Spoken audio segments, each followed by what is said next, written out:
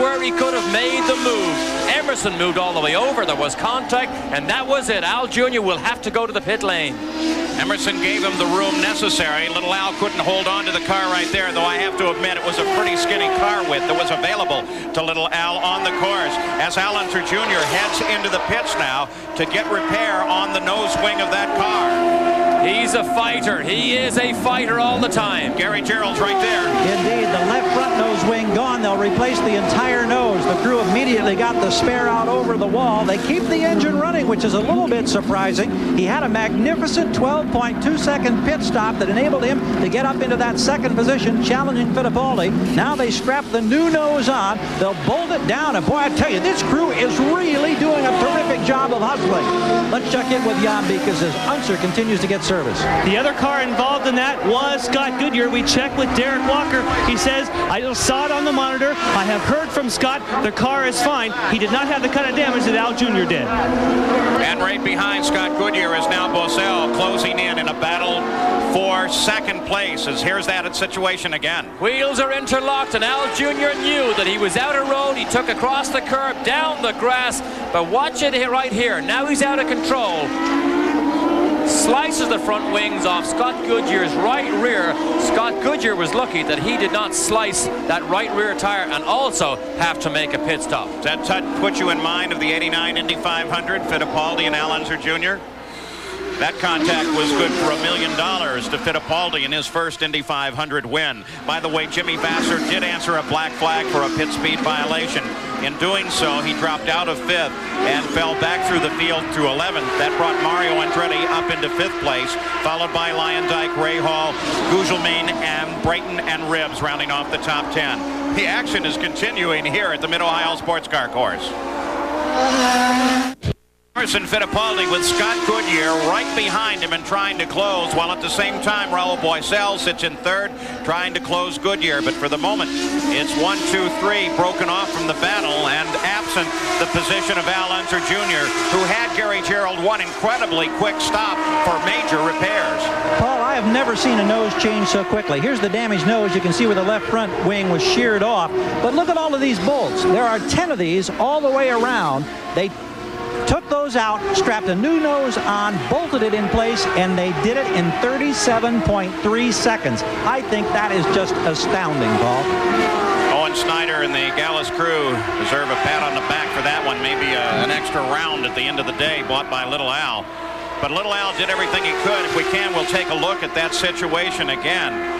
Ari Lyondike is now closing on Mario Andretti. And by the way, Nigel Mansell now runs in 18th place.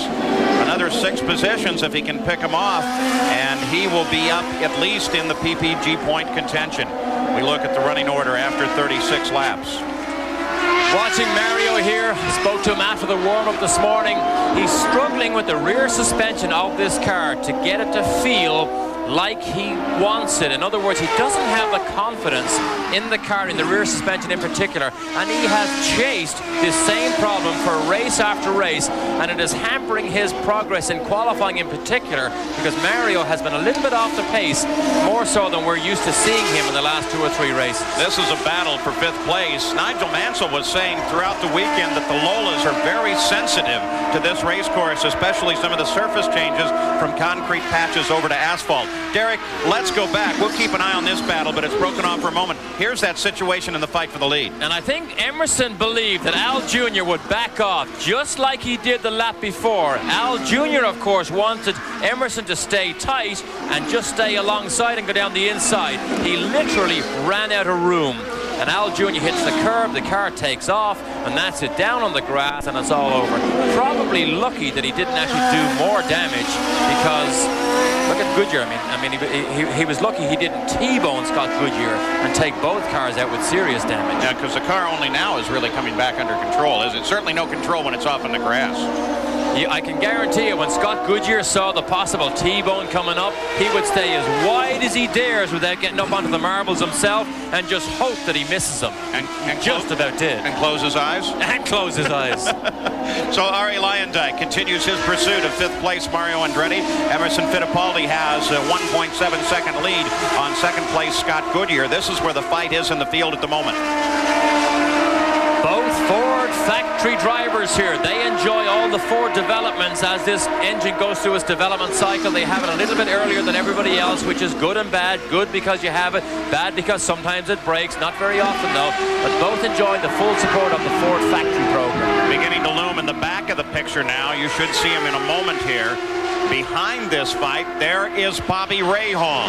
As Lyondike moves to the inside, Mario sweeps across, won't let him have the place, but now Rahal is closing in on this battle. This battle here will be a good indication of drivers knowing each other's style. Lyondike knows exactly how hard it is to pass Mario. He will not stick his nose down under to try and make a pass unless he can get all the way alongside, because he knows Mario is a late breaker and will chop the nose off anybody that comes down the inside unless the pass is made decisively. Of course, on the other hand, as we keep Rahal in mind, he probably has more miles on this course than any other driver in the series. For so many years with Jim Truman, this was his home course. He's tested extensively here. I don't imagine there's a crack or a dip or anything on this track that Rahal doesn't know. And of course, he's had lots and lots of success here in the past. Loves the racetrack, as you say. In fact, he was the winner here in '85 and '86. He'd like to add '93. So this is the key fight on the circuit right now. Andretti Lyondike, soon to be Rahal, as we look at Rahal's positioning on the chart scoring up through this race. 40 laps now complete, 89 laps the scheduled distance, so we approach the halfway point. Bobby Rahal closing in, but not able to do so readily. Just ahead, there's one of those rises where you come over the top and you have no idea what may lie on the other side. You just have to believe that everybody is driving well. Today's coverage of the Pioneer Electronics 200 is brought to you by Budweiser. Fresh, pure, natural. Proud to be your Bud. We have a spectacular afternoon underway. There's been so much action here in the very early going. In fact, on the first lap, Nigel Mansell, who could have clinched the PPG Cup and the IndyCar Championship here, involved in contact, damaged his car severely at the front. The crews made repairs to the suspension and the nose, got him back in the fight. The lead of the race went over to Paul Tracy, but then Paul Tracy got in trouble and went head-on into the barrier. He's out of the race. That gave the lead of the race over to Emerson Fittipaldi, who currently leads this race by about 2.5 seconds. Scott Goodyear is second. Raul Boesel is third. Al Unser Jr. was up there in the middle of that fight, but at the moment, he's in trouble because he clipped a wing off of his car. Now, Derek, let's go to Bobby Rahal's onboard camera. This is the keyhole. Second gear, third gear, sometimes in a 6-speed gearbox.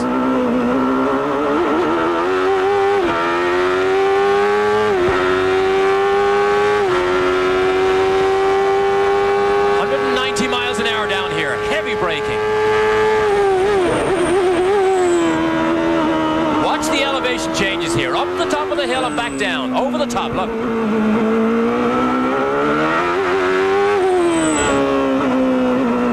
Now over the top of the hill again. Oh, and you hear the wheel spin? Car got light. Another hill.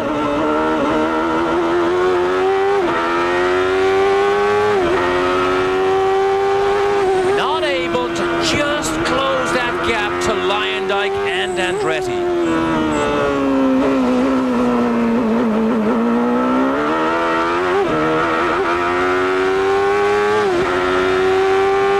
Turn 1 is 5th gear. Here, play with the throttle. And pick 6th. Back to the keyhole.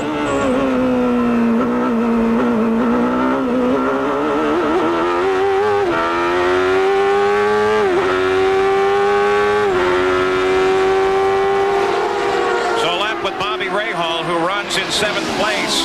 This fight remains the same. Arie Luyendyk just setting a car length off the back of Mario Andretti in their fight for 5th place.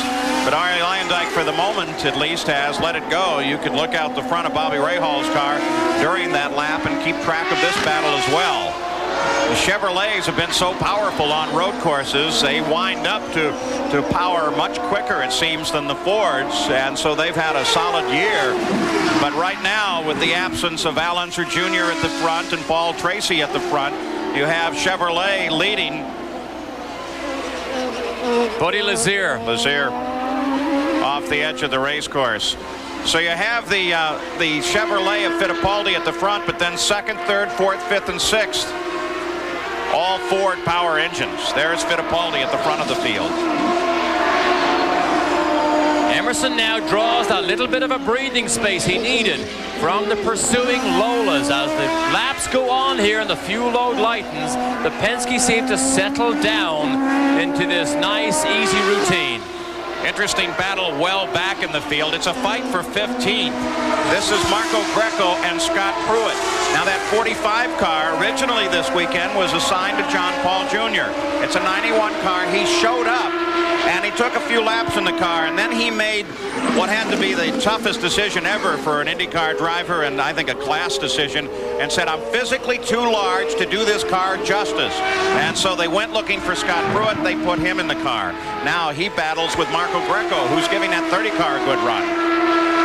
Obviously missed a full session while John Paul had that car, but still managed to qualify 20th. And remember, this is a 91 car, a little bit outdated to race against some of the machinery at the front of the field. But Scott Pruitt enjoying himself, but he would rather be up the front. Al Unser Jr. is only about 12 seconds from the danger of going a lap down. You got a glimpse of him there. We continue to watch this revolving battle for 15th. For the moment, Scott Pruitt does not seem to be able to get up and challenge Marco Greco, who's holding him off. Well, just the opposite of that, really. There you go.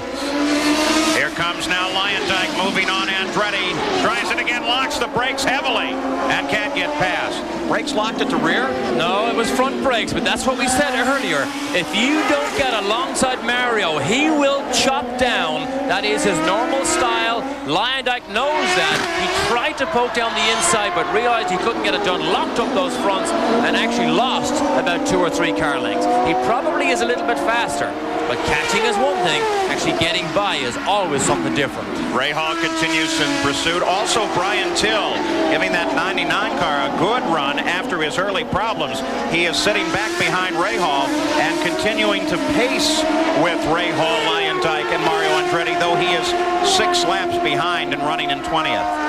Jan Vikas, Ari Lyondike, you have something? Checking in with the Chip Ganassi crew, they said the car is fine. They did not make any changes during that previous pit stop. They said we've always been faster than Mario. We've just now finally caught him. But the difficulty is most drivers feel there's only one good place to pass, and that's at the end of the straightaway. They think they have more speed, looking for Lyondike now to pull off the move. For the last time Ari tried it there, it did not work at all. We are now 47 laps deep into an 89-lap race, 199.3 miles here at the Mid-Ohio Sports Car Course. Your deck versus Raul Boesel. He runs 3rd place, out of contact with the battle at the front of the field. Well, there is no battle in truth. Scott Goodyear is 2nd, Emerson Fittipaldi is 1st. But the key here is the fact that just behind Boesel is Nigel Mansell. Now, Mansell's still 2 laps behind. There he is. But he is carving his way up through the field, trying to get ahead of the leader.